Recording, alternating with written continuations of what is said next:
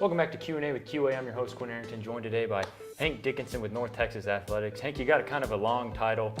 Can you tell everybody what you do here? I've had a lot of titles in 23 years. I am currently the Executive Senior Associate Athletic Director for Community Engagement and Business Development, which means I'm out and about trying to draw up support and work a lot with the business community. Now, not only that, you do stuff with the Mean Green Sports Network now. Yep. What exactly do you do with that? I have been primarily a color analyst through the time here, although I've done quite a bit of play-by-play. The difference being on radio, play-by-play is following the ball and describing where the ball is. Color analysis is coming in after the play to fill in the gaps. So I've been very fortunate to be able to work with George Dunham and Dave Barnett, and I've filled in if they could not be there. So you do color primarily, play-by-play when you need to. How long have you been doing that? For North Texas.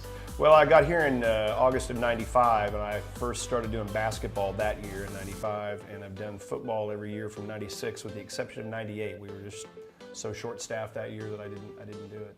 So you've been doing it for what, 20 years almost, more than 20. Since college. Yeah, since college. So outside of Mean Green Athletics, you've done it radio your whole life? Did it at the University of Kansas as a student, which was a lot of fun, given Kansas basketball, outstanding place to cut your teeth, and did some small college ball at places like Emporia State. Worked at Radford University as a broadcast coordinator, and I did some TV and radio when I was at Virginia Commonwealth. Perfect. So we got some equipment here. Can you kind of go through and explain to us, what is this back here? Okay, well, I got my spotter boards here, and this is actually the spotter board that I use for the bowl game. This is my Mean Green spotter board, so it's offense, and then flip that way, it's defense, and I've got the names written very big. Part of that is so that I can help spot for Dave Barnett, but also because my vision as an older guy, I like big names. But you can't really see from that angle, but there's an awful lot of stuff written in pencil. And this is the same spotter board I use all year. So if it's a name and a number, it goes in ink. Everything else is pencil, and I change the notes out from week to week. This would be the spotter board for our opponent in the bowl game, which was Troy, and I've cut a lot of the notes out of their notes package and actually taped them to it.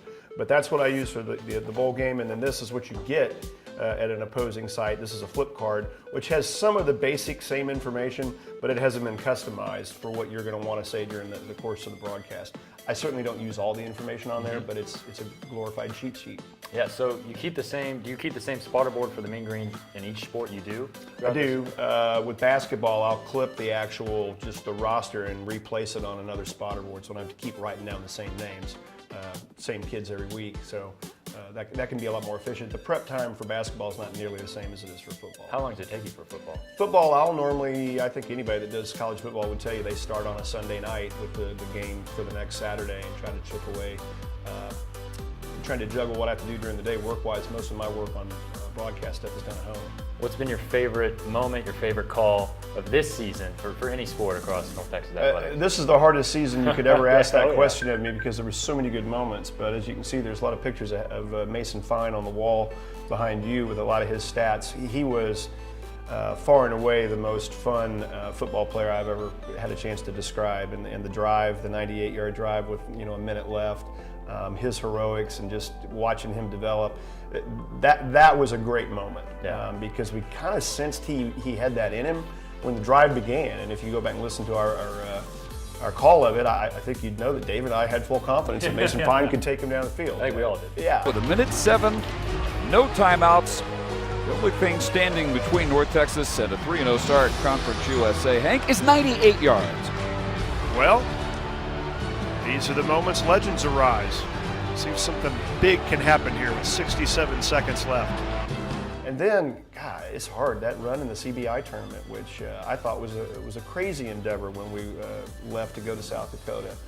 That turned out to be maybe the most fun 5 or 6 games I've ever had a chance to call. And I hated that Dave couldn't make the championship game, but I got to actually call a championship for Mean Green basketball, which is nuts considering what Grant McCaslin inherited and where he ended up. And Kyle Smith will call off the Dogs.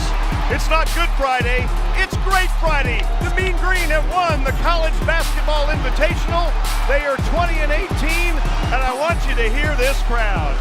So I'm going to call that a tie between the CBI championship and just Mason Fine and Mean Green football. Perfect. Hank, thank you so much for joining bet. us today. Tune in next time.